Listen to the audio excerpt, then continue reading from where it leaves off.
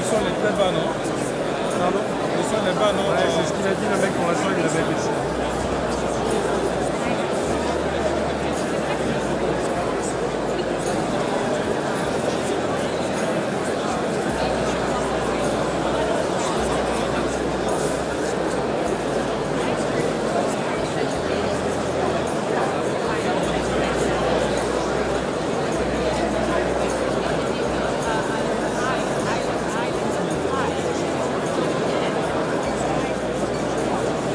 Derrière l'enceinte, c'est Oui, oui.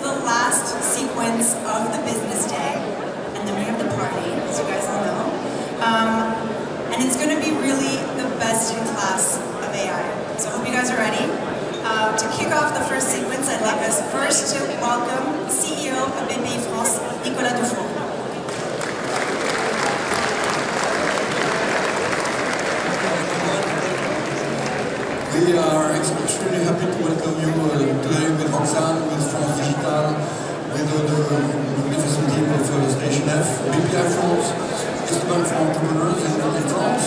We have found at this stage approximately 700 IA startups. We are shareholders of most of the beautiful names of the scene. We have committed 10 billion euros in IA in France in the next 5 years. It's a lot of money. It's going to be equity. It's going to be loans. It's going to be a lot of also consulting for SMEs. We want them to embark in AI. Why do we do that? Because for those of you who are saleswomen and salesmen, you know that now if you want to be fast, you need foils on your boats. IA is the foil, and it's the foil of everything. You could call it productivity. I would call it speed. Speed of everything, speed of development, speed of innovation, speed of progress, speed of improvement, speed of enhancement, speed of embetterment of the society.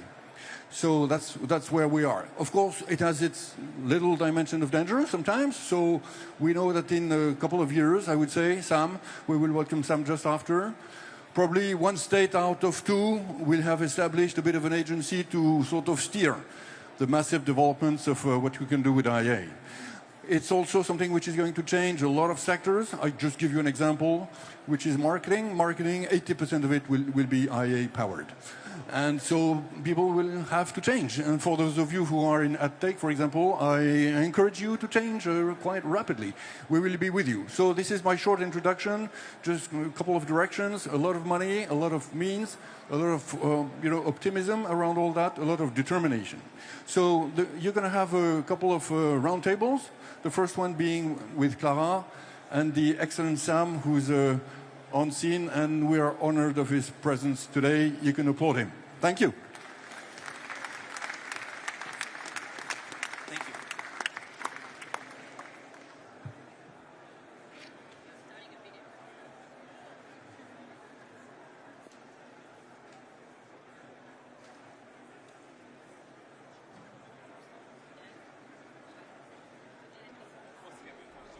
That's just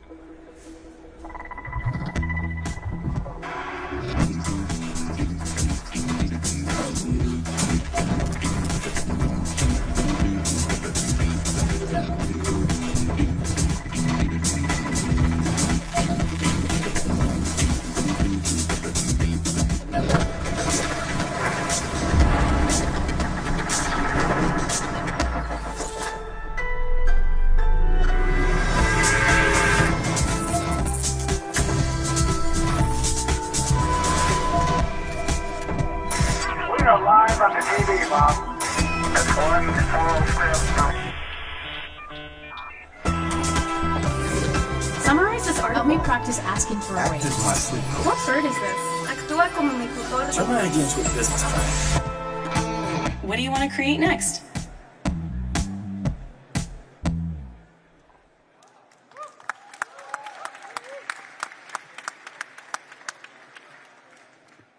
Okay. Hello, everyone. Hi, Sam. Thanks for being with us in Paris today. Thank you so much for having me. I see you're wearing a little red rooster. It's going to make a lot of people from the French tech community really happy, I think. But tell me, are you a cat or a dog person? I like both, but I would prefer a dog. We love cats in France. I love cats too. We love cats. So I asked Le Chat to help me with the first question in this interview. Le Chat is Mistral's new model. You know Arthur very well, I think. Arthur's great. So I asked him to come up with an interesting, fun question for you. Let's start with that. What film, movie, or personal experience influenced your vision of tech? The first thing this is a more recent film, but I so strongly recommend it. Apollo 11 is like one of the most inspirational movies for tech and doing hard engineering projects and discovering science I've ever seen. I super strongly recommend it. Great. Thanks for the advice. I love this movie too. Okay, so you're talking about Apollo 11 and the future of tech. We're obviously at the moment where everything accelerates so fast when it comes to AI. We hear you talk a lot about AGI. Can you tell us a little bit more about what's your vision, how AI is developing at the moment? You know, for a long time I tried to stop using the word AGI because I think it, at this point, means something different to everybody or several things to the same people, but it's just like so deep in there that I have not been able to stop using it. At this point, I think most people use it to mean like really strong, powerful AI systems. And we're clearly making fast progress. So I think you can argue about different definitions and then different times of when we'll get there. But if you look at what the systems are capable of today versus what they were capable of 2 years ago and project that forward even 2 more years, to say nothing of 4 or 6, this is like really quite something. We launched something called Deep Research. I lost track of time. I think it was like a week ago. And you know, that's like a model that I think is capable of doing like a low single digit percentage of all of the tasks in the economy in the world right now, which is a crazy statement. And a year ago, I don't think something that people thought was going to be coming. So again, if you project that forward, it'll keep moving. What are the next big milestones that you anticipate? I am generally excited just to continue to push on the model's reasoning capability, the ability to use that to then go do hard, complex, long-horizon agentic tasks. Agents that can write software engineers are one thing that we're particularly excited about. And then longer-term AI that can do science, I think will be one of the most important impacts. You know, if we can have an AI system that can write code, that certainly helps the world a lot. But if we have an agent that can go autonomously discover a cure for cancer or get fusion to work or discover new physics, like I think scientific progress is what drives the world to such a strong extent that that's a huge deal. Would you say that the use cases that are exciting for you the most at the moment?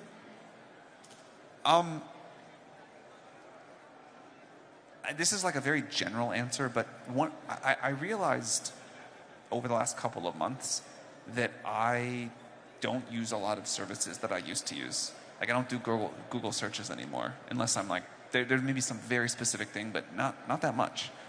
They still have a big market share though. For sure. There's like a lot of other tasks that I used to go somewhere else to do. And the fact that I can use ChatGPT as this sort of like general thing throughout the whole day and just have this like oracular system that can sort of do anything within reason, anything that I kind of need is like, we were not there a year ago. And the fact that we are there now, I've really noticed a shift in my own usage. Completely. And what do you tell, I mean, we have a lot of people working in different businesses here, and obviously everyone talks about AI. When you ask our CEOs in France, like what's their top priority, 8 out of 10 would say implementing AI. But then when you look at like how actually gets implemented, only like 4 CEOs out of 10 have actually done the work and really implemented at scale. What's your advice to everyone trying to get in this race and you know, really get advantage from the technology? I think there's I mean, at least two really good directions to go on this. Vice President Vance said a lot of things that I really liked, but one of them, a point that he hit a few times, was just the scale of the economic opportunity. He used the phrase lightning in a bottle, and I really think it is this moment. I think it was like a great phrase, and it is this moment that I've never seen before. Maybe it was like this at the beginning of the Industrial Revolution, maybe it was like this at the beginning of the internet, but the economic impact this can have, you know, to go back to the deep research example, the idea that you have, for 50 cents of compute, you can do like $500 or $5,000 of work. Companies that are implementing that to just be way more efficient, I think you'll see this in a big way with the software engineering agent. That's category one, so companies can just run way better. People can do way more with way less. And then the second is building consumer-facing or business-facing products that use AI in this very fundamental way. And you know, ChatGPT is one example of that. A lot of other companies have done great stuff there. I think people should be imagining more than they are. I think a lot of people are still thinking about like last year's AI, which was just much more limited. And what you can do now is like really quite remarkable. And how do you start when you're like looking at all those tools and you don't necessarily know where to go? So before doing this, I used to be a startup investor. I ran this firm called Y Combinator. And the kind of people would ask versions of this question all the time. You know, what should I build? What should I do with my company? What product should I go? Like, how do I? And I think that's a question you should never take someone else's advice on. Startups succeed to the idea they do something that like no one has quite figured out before. Maybe no one's thought of before, no one's executed well before. But I always encourage people to trust their own instincts and not take someone else's advice there. I think it's a great advice. So we're in France. You've opened an office in France like not so long ago. And you've also written an amazing piece in one of our newspapers talking about how France is really great. We're grateful to that. Can you tell us more about like how you're thinking about France and the AI ecosystem here? And I know you've just returned from London. Maybe a comparison between the ecosystems would also be helpful. Speaking of how I use ChatGPT and working on that piece, it is so good at translation, I think, relative to any other thing I've ever used before. I didn't use ChatGPT to translate, by the way. You didn't? No. Okay. Well, if you do, you know, we'll make it better and better. Look, I've been here to Station F many times, and back in my Y Combinator days, I always used to particularly love coming here. We had a special relationship with France. We funded many, many great French entrepreneurs, and obviously France has got a long history of incredible engineering. I think it's so cool that like there's one country that makes airplanes and trains and nuclear power plants and all of these things that are so core to the vision of the future and does it so well. So I think it's just always special in Paris. London is great too. I had a wonderful time there. But the sort of the engineering talent, the entrepreneurial spirit here, the belief in energy, which I think is going to become super important as we continue on this AI journey. Like France has got a lot of advantages. What's your plan with the office in Paris? We'd like to expand it a lot. Again, speaking of French talent, we have many great French researchers at OpenAI. There are many others that live here that we would love to contribute to OpenAI. So I think we'll have a great office here. Great. So a lot of interesting opportunities for people here. Okay, Sam, I can't conclude this interview without asking you this question that you've probably heard all day. Is OpenAI for sale? No. OpenAI has a mission. We are an unusual organization, and we have this mission of making AGI benefit all of humanity. And we are here to do that. We are not for sale. Thank you. Thank you so much for your time. Thank you very much. Thank you all.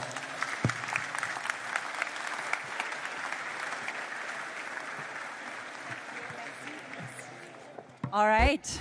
Thank you, Sam, and please come back soon.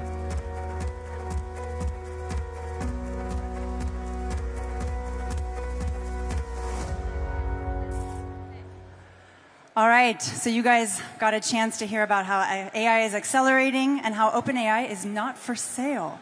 The next talk is going to be a little bit more of a scientific and research perspective. We're going to talk about challenges. We're going to take a step back and also look at where AI is headed.